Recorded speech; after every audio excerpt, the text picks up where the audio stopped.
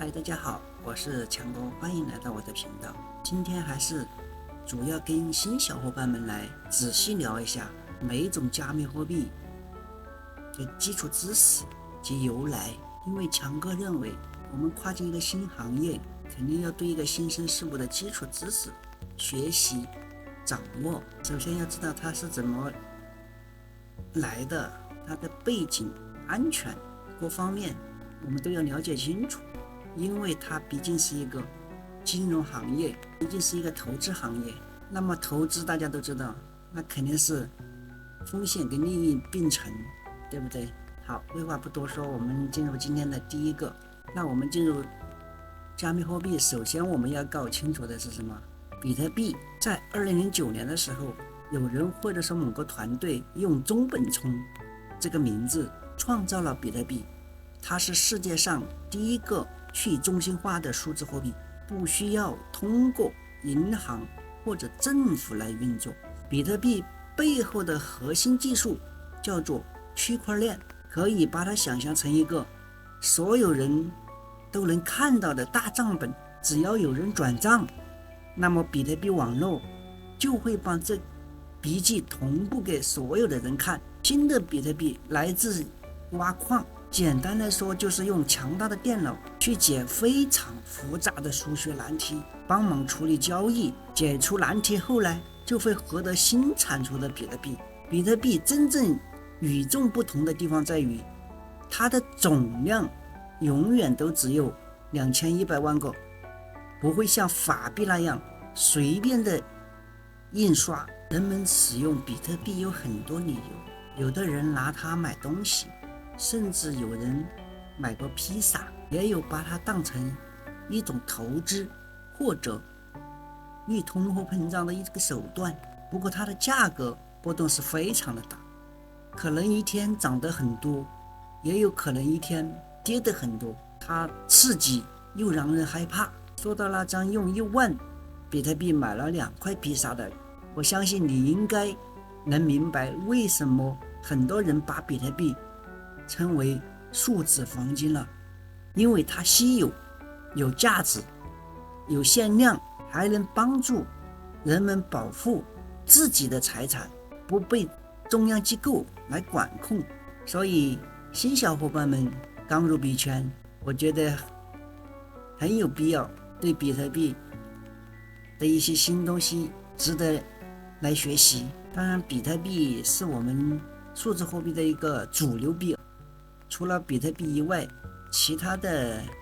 都被称为山寨币，这一点我相信大家都有所了解的啊。那接下来我们进入第二个，以太坊。以太坊是市值第2大的加密货币，但它不只是个数字货币而已。它在2015年由维塔利克·布特林等人发起，可以把它想象成一个大家共享的超级计算机。在介绍其他加密货币之前，先提个小提醒，市面上有万种的加密货币，而绝大多数最终都可能失败、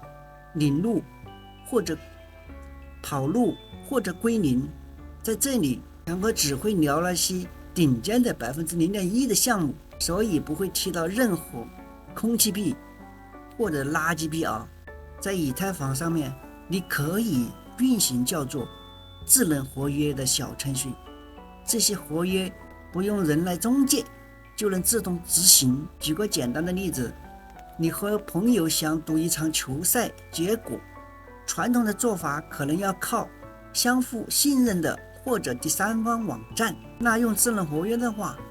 只要比赛结果一出来，合约就会自动的把钱打给胜利方，根本不用吵架或者担心有人赖账。以太坊上面还可以创建各种去中心化应用了，也就是 DAPP。 这个 D 意思是这些应用不是由某个公司来控制，而是由所有用户一起来维护。很多人用它来做去中心化金融DeFi，可以借钱、放货或者玩游戏，甚至还能通过玩游戏赚到真钱。NFT 非同质化代币也是从以太坊开始火起来的。虽然大多数人知道都是那些猴子的头像啊，或者其他，但其实 NFT 代表了独一无二的数字资产所有权，可以是艺术品、门票、会员资格等等。也就是说，它的属性代替这些。以太坊最大的魅力在于它一直在升级，比如2022年完成了合并，让以太坊的能耗下降了 99.9%。 之前挖矿的时候呢，需要消耗和一些小国家差不多的电，现在则环保多了。不过以太坊目前也有痛点，就是当很多人同时使用时候，网络容易变慢，手续费也会升得很高。好在大家一直都在研究2层网络、链2等解决方案，想让它又快又便宜。以太坊之所以重要，是因为它打开了一个全新的世界。比特币主要用来储存价值，而以太坊则能把金钱和数据不同的想法变成现实，这就是以太坊的一个主要作用啊。当然后面这些连接学习的网站，强哥也会放在视频下方啊，有需要的小伙伴们可以暂停视频，点开连接一起来学习。大家可以看到啊，这上面学习的东西太多了，光是一个学习里面就有概述、基础知识、高级检验掌握的知识，用还怎么用，开始体验，还有给你举的一些案例。 NFT 是非同质化代币、质押、构建、参与很多啊，这些基础知识对新小伙伴们太有用了。包括它的燃料费是如何计算的，都有区块链桥、Web3 的一些介绍、零指数证明、运行节点、以太坊安全和预防欺诈措施，这个是最重要的啊。强哥认为这个我们要投资加密货币，它的安全跟欺诈措施非常重要。因为我们都知道现在不管是哪一个行业，啥不多，就是骗子做假的人太多了，都是想通过不劳而获的这些常见的骗术，对吧？我们要完全阻止诈骗呢是不可能的，但如果我们了解骗子最常用的伎俩，就可以降低他们的成功率。虽然骗术层出不穷，但是他们的本质呢是相同的。最重要的，我们一定要记住，始终保持怀疑的态度。没有人会给你免费或打折的以太币，没有人需要获取你的私钥或者个人信息。这几点我们不去做任何一点的动作，那基本上我们不说100%能预防，那至少90%可以预防掉了。下来这些东西我们大家都可以慢慢的学习啊，这些东西也不是说1天2天就可以学会的。那接下来第3个就是 Solana， 就像加密货币里面超级跑车，非常快，而且交易费又极低。它在2017年由阿拉托利·雅科文科创立，看到其他的区块链项目速度和成本都非常不适应日常的小额或者高额的交易，所以他就想解决这个问题。它的特点就是速度快，费用低。比特币大概只能处理的每秒6到8笔的交易，以太坊每秒15到30笔交易，而 Solana 1秒就能跑3000到5000笔，所以瞬间就完爆前面2个，是不是非常的厉害？ Solana 不只是一个转账的系统，它也能跑去中心化金融 DeFi 和 NFT 等应用，而且因为成本很低，所以用它来买卖东西或者玩游戏都更划算。它用了一种叫做历史证明的新机制，类似给每笔交易都打上时间戳，来保持网络高效运作。不过Solana呢也不是一帆的风顺，偶尔也会出现网络变慢甚至短暂的宕机情况。即便如此，它也向我们展示了在区块链上实现快、便宜、高并发是有可能的。这对加密货币未来的各种实际应用是有很多帮助的。所以每一个币的后面都有强大的一个支撑哦，基本上都有涉及到我们想学的东西。你看，Solana 这上面也有学习板块，区块链 Solana 的入门课程， Solana 与微博3的基础概述， NFT 介绍， Solana 上的 NFT 全指南，环境影响， Solana 如何支持更环保的微博3，还有一个开发者学习中心， Solana 文档课程，在线自学的课程，指导你完成开发，解决方案，代币扩展，操作和区块链接，钱包，Solana 环境，权限环境，这些东西太多了。我们学的东西，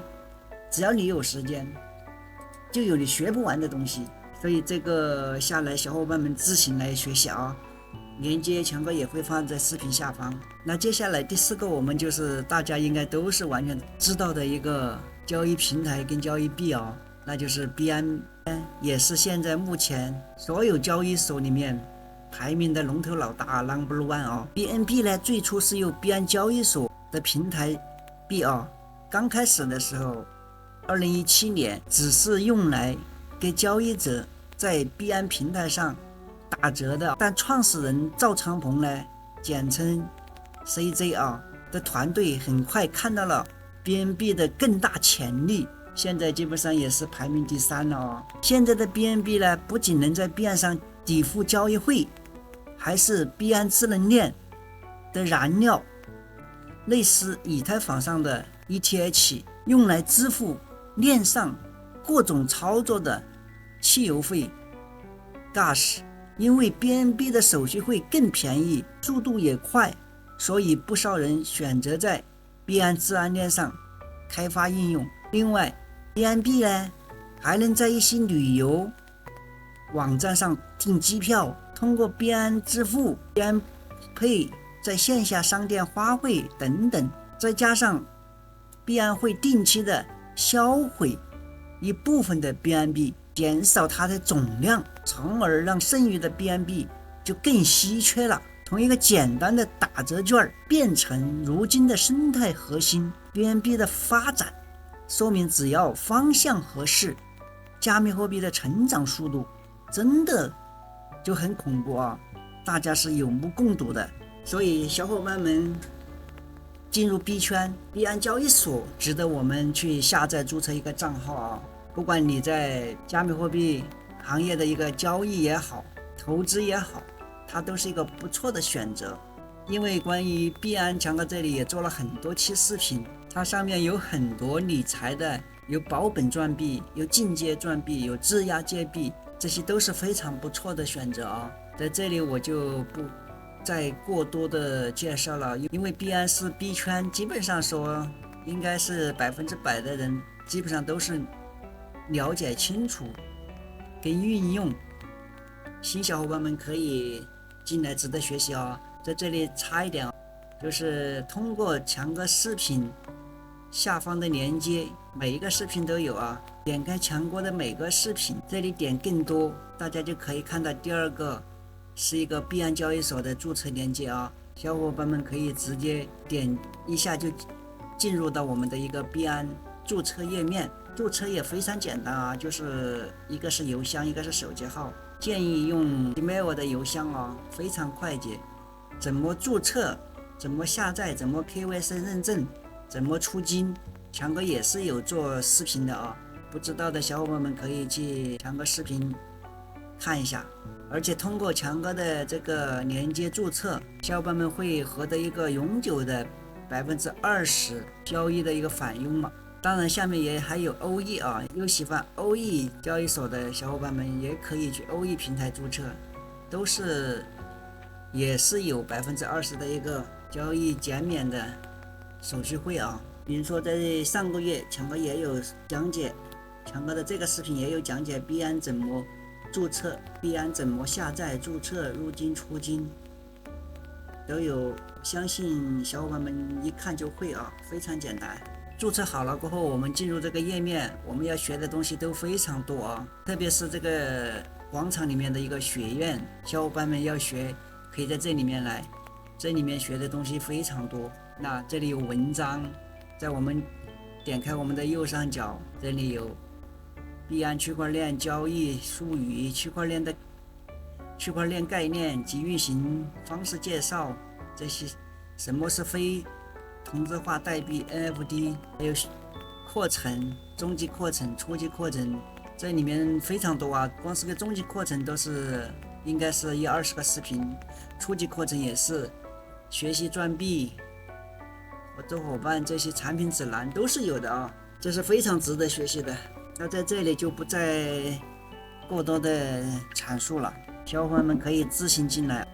学习。基本上每个平台他学的东西，大家可以仔细去学，很多东西都是一样的。只要你把一个平台的东西学会，那去运用下个山寨币的时候，不说得心应手吧，至少它的一个熟悉感，我们运用起来非常流畅啊。所以这一点是无可厚非的。有一句话叫什么？一会生，二会熟嘛，轻松驾驭了啊。那接下来我们看一个 USDT Tether， 也就是大家常说的稳定币。稳定币呢是另一类非常重要的加密货币，它们的价值通常锚定为$1或者其他法币。它们最大的作用呢有2点啊。第一点，在交易所里面锁定收益。假设你卖比特币赚了钱，但暂时又不想提到银行卡，这时候我们就能先换成稳定币，避免比特币价格继续下跌导致损失。第二点，快速转账。稳定币转账比传统的银行跨境汇款更快捷、更便宜，而且因为它是稳定币，你也不用担心价格随时的涨跌，这一点就非常的 nice 了啊。目前市面上有2大稳定币 Tether USDT 和 USDC。 Tether 号称每发行一个 USDT 就有$1来储备来支撑，但一直有人质疑它的储备是否真的足额，尤其在2019年爆出他把部分的资金借给了另一家公司。即便是如此， USDT 依然是用的最广的一种稳定币。 USDC 的发行方则会定期做审计，更加公开透明。虽然也发生过在2023年受银行破产影响短暂破苗的事件，但也是很快就恢复了啊。稳定币呢，在一些本国货币极度不稳定的地方，反而能成为人们避险的一种方法，这也是它的一个重要的价值所在，这一点是不可质疑的啊。所以这些基础知识是我们每一个入币圈首先都要先了解的一个过程。比如说为什么要使用 USDT Tether 代币 USDT， 它是于2014年推出的，开创了稳定币的模式，并且交易最广泛的代币。 Tether 代币提供了法定货币的稳定性和简单性，以及区块链技术的创新性，代表了2个世界的完美结合。无论是个人使用还是商业目的， Tether 代币都提供了许多作为最稳定、最具流动性、最值得信赖的稳定币。比如我们看它的几大功能：多区块链的支持， Tether 代币构建在多个区块链上，易于集成和采用，支持的区块链包括太多了啊，无与伦比的流动性。就每日的交易量而言， Tether 代币是交易量最大的代币之一，提供无与伦比的流动性。广泛的采用，从交易所和数字钱包应用程序到去中心化金融DeFi协议和支付服务， Tether 代币提供了法定的网管和智能替代方案，100%由 Tether 储备支持。所有 Tether 代币均与相应的法定货币以1:1的比例挂钩。例如 USDT 就等于 1USD 美元，并100%由 Tether 的储备支持，储备金等于超过兑换所有流通的中的 Tether 代币所需要的金额，全透明。Tether 代币的发行和储备资产是公开可用的和更新的，这个就非常厉害了啊！它全部是全程公开的啊，有不同货币可供选择。Tether 支持美元、USD、墨西哥比索和离岸人民币，用 T 表示。Tether 代币分别表示为 USDT， 符合监管要求。Tether 维持世界一流的反洗钱 AML， 打击恐怖主义融资 CFT， 制裁了和了解你的客户 KYC， 法律法规的标准化的合规措施，这几个维度都占了反洗钱的 CFT 的 KYC， 也就是身份认证的，每个客户都必须身份认证，一流的客户支持，训练有素的客户支持团队，随时准备为你提供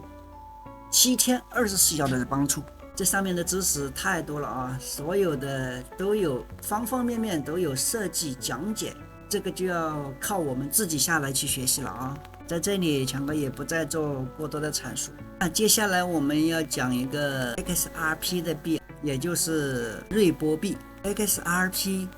是瑞波公司在2012年推出的加密货币，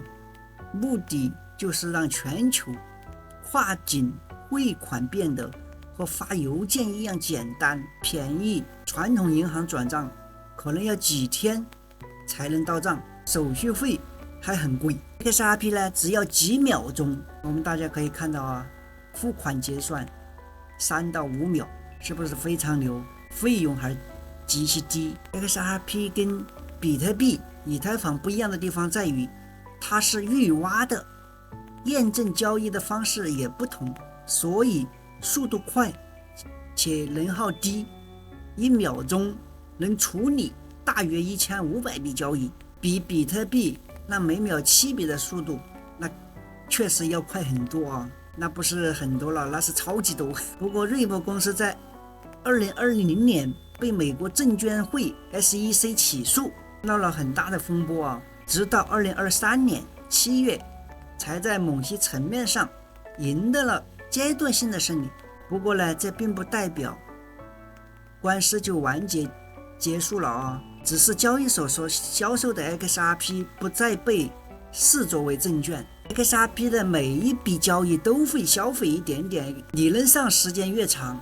XRP 的数量就会越会减少。有不少人相信它可以彻底革新银行间的跨境支付方式，但也有人觉得它和传统的金融系统走得太近，还官司缠身。所以这一切呢，我们都需要持续观察。因为强哥把这一个币拿出来呈现给大家，新小伙伴们也要有所心里清楚知道它目前的一个状况是什么，值不值得我们去投资，或者是说更深层的接触它，我们都要从它的一些基础的层面上去了解它，这样你才能很好的做出判断。我们是持续观望，还是通过了解学习一段时间觉得没啥大问题，我们可以先抱着试试的学习的状态，对吧？也不是不可以的啊，这就是靠我们自己的一个决策。因为投资一直强哥也在说，强哥分享的这些知识点只是个人观念，不代表任何的投资建议，盈亏需要我们自负，这一点我们作为成年人来说，我相信都会理解啊，也会做出自己正确的判断。那这个瑞波币的话，小伙伴们可以了解一下就好了啊，也可以进来慢慢学习一下它的一些技术层面上也好，基础也好，都非常多的哦，学习的东西。它是2012年由3位开发商推出的，在这里的话，当然连接强哥也会放在视频下方啊，有兴趣的小伙伴们都可以来试一下。好，我们接下来看第7款也就是看到这个头像大家都非常熟悉了，也就是我们经常接触到的狗狗币。狗狗币呢，跟前面提到的币有一点不一样它最初是由2013年2位程序员杰克逊·帕尔默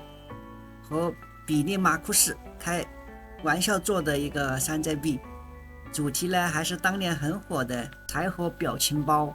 大家都看到它的一个表情包的当年非常的火热。没想到呢，后面大家越玩越嗨，竟然成了一个真实且有价值的加密货币。狗狗币经常被作为打赏 TIP， 比如在微博或者以前叫做推特上，你觉得某个人说得好，就打一点狗狗币给他，因为交入速度快，手续费便宜，而且狗狗币的社区呢相当热心，经常做公益，赞助一些活动。大家可以看到这些表情是不是非常的萌，非常的可爱？它很喜悦我们的一个心情，所以让人们非常喜欢它，包括我自己也非常喜欢它。小狗，你看这一只是不是特别的萌？狗狗币真正爆火的时候呢，是因为马斯克经常在网上喊话，表达对狗狗币的喜爱，甚至暗示有可能把狗狗币用在推特上的支付系统上，结果就引发了投机的狂潮，价格呢也就是一路的飙升。它也证明了加密货币在社区和情怀这两个理念非常的火热，大家都非常的拥抱它。所以一旦大家都愿意跟风，哪怕起初就只是个玩笑，也能搞出个真正的价值，对不对？好，这个狗狗币非常简单强哥就不在这里做过多的阐述了，下来小伙伴们自行看一下，入门选择你的钱包，配置你的钱包，获取一些狗狗币，也会有一些东西可以学习。你看我们的大金鱼拥有30%的狗狗币供应量，这是真的吗？那这就是简单的狗狗币一个简单的介绍一下。那接下来我们看一下第8款卡尔达诺，也就是我们说的 ADA 山寨币。卡尔达诺呢，也是由同样参与过以太坊项目的查尔斯·霍斯金森在2015年创立的公司链项目。他的理念就像一只慢而稳的乌龟，每一步都走得非常的谨慎。卡尔达诺上的技术和设计都经过学术界的严格审核，同行评价的追求科学研究和实际代码实现的结合，用的是权益证明共识机制，跟现在的以太坊一样，持币者呢可以通过质押来获得收益。它的目标呢是大规模的扩展，还想跟其他区块链互联互通。大家可以看到这个标识，它就是在想到一个区块链里面一个相互连通。另外，卡尔达诺呢非常重视在发展中国家的落地应用，比如在非洲做学生级管理，防止假文凭，让当地的学生更容易证明自己的真实学历。不过卡尔达诺也因为谨慎而开发周期就很长了，在竞争激烈的区块链领域就显得有点像温水煮青蛙一样慢热。如果他能在自己擅长的领域站稳脚跟，那么它的未来还是非常看好的这个 ADA 呢，基础的知识平台上面都有的这也是需要小伙伴们自行来了解。要想学好、了解、掌握，还是要靠我们自己因为它每一项的设计的知识很多很多，需要我们用时间去沉淀。当然的，所有的连接强哥也会放在视频下方那接下来我们看第9个，也就是Chainlink的代币呢，也就是 LNK 用来支付给那些提供数据的节点运营者。可以说 Chainlink 解决了2大难题：跨链通信和链下数据上链。链上的数据呢，如果想跟现实的世界数据互动，就需要 ORACL 的技术，也就是预言机的技术。比如智能合约要知道天气、股价、体育比赛结果，就得有人把这些信息搬运到区块链上。切利林肯就是做这个的，他能把各种现实世界的资料，像股票的价格、比赛的比分、物流的信息等等，通过安全的方式传输给区块链上的智能合约。不仅如此，切利林肯还能帮助不同区块链之间的互通，让所有网络上的数据互相交流，这就是他的一个主要的作用之一。切利林肯的连接我也放到视频下方啊，小伙伴们可以进来慢慢学习，这里面的学的东西也非常多，大家可以看啊，它的教程，这学的东西太多了啊，开发商、产品、跨链通讯、数据流、市场数据、储备证明、功能自动化、使用案例，这些 NFT 收藏品、生态系统、切利林肯的生态系统、数据提供者、社区资源、白皮书，这些都是有的啊。它的一个发展史、混合智能合约、缩放、抽象、保密，还有白皮书，大家都可以去下载的，包括这些，是不是非常 nice？ 所以这些知识点，强哥只是分享给大家啊，希望这些都能帮助到你了解更多加密货币的一些新的知识，不只是局限于我们在某一个交易平台上面去做一些简单的什么活跃啊、现货啊，每天都在反复的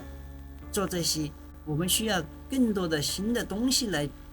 充实我们自己，学的越多，我们掌握的越多，那你在币圈是不是就更容易的多，混得风生水起的？那我们进行下一个啊，那也就是我们说的一个